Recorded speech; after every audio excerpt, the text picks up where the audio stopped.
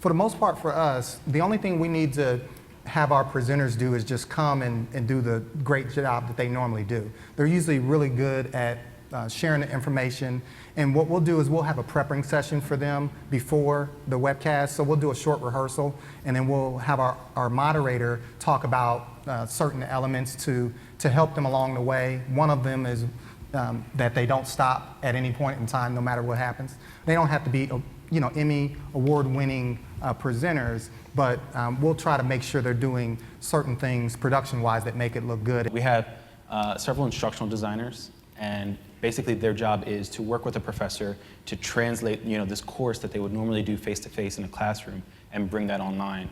And with that, whether it's something like using new tools, using websites or web services that are interactive, or if it's just helping them structure their videos in a way that really makes sense for people to be able to learn through that.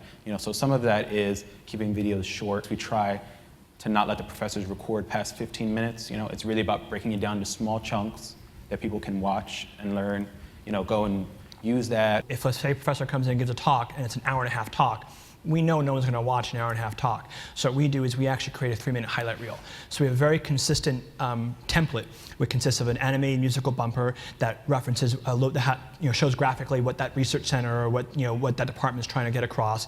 Then it's a 3-minute highlight reel, or 2 to 3 minute highlight reel of the key points of the speaker, what they talked about, with white flashes or ellipses going between it, and then ending with a 3D wrapper about our school. So therefore, we promote that. So on social media and on our web channel, on our YouTube channel, we always highlight those highlight reels. And we've noticed that our viewership increased by like 400%.